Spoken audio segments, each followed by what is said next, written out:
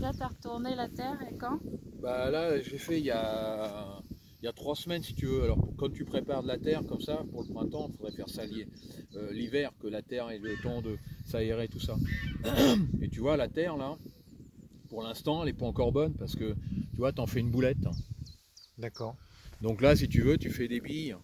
Alors pour bien faire, il faudrait que tu fasses de la sonde, mais là, ça va être un peu compliqué. Tu vois, ça là-dessus, c'est...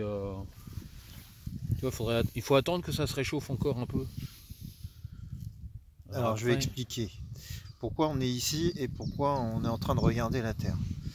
On a donc fait une conférence récemment sur la... Sans la Terre, comment ça sent bon. Alors il faut que tu aies une base, mais tu vois, là tu peux te dire que là, c'est une base. Là. Partout où tu vas dans une terre où il y a un marais, ça va sentir la vase et tout ça. Là, tu prends la terre comme ça. Il y a beaucoup de gens qui se foutent de moi, mais enfin bon. Tu vois, c'est... T'en mangerai pas, mais elle sent bon.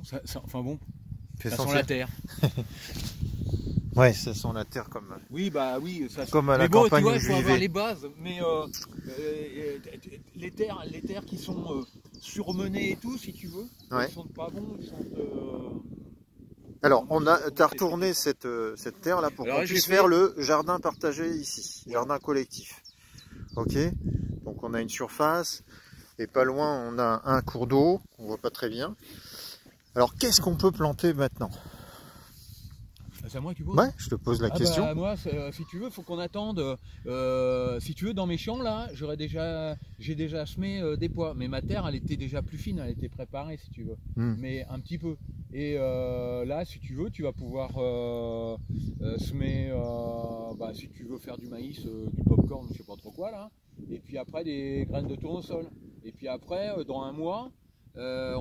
Moi, dans mes champs, je vais semer du sorgho. Alors là, si tu veux, peut-être que des haricots haram ou des trucs comme ça, tu vois. Nous, ce qu'on a besoin, c'est presque faire des cultures de Moyen-Âge pour que demain tout s'arrête, les gens puissent bouffer. Donc du chou, du patate, des trucs. Est-ce qu'on peut le faire maintenant? Eh ben, en principe, oui, mais là, il faut attendre. La terre, si tu veux, pour bien faire, il faudrait attendre que la terre soit à 10-12 degrés. Alors, si tu veux surveiller, j'ai un thermomètre pour mettre dans la terre.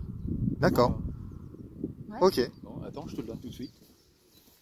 Bon alors, donc sur ce petit terrain-là, il n'y a pas que des patates ou autres qu'on va mettre. Moi, je tiens à mettre du chanvre et du lupin. Du lupin parce que ça fertilise très bien les sols. Le chanvre parce que ça dépollue les sols et on en fait plein de choses.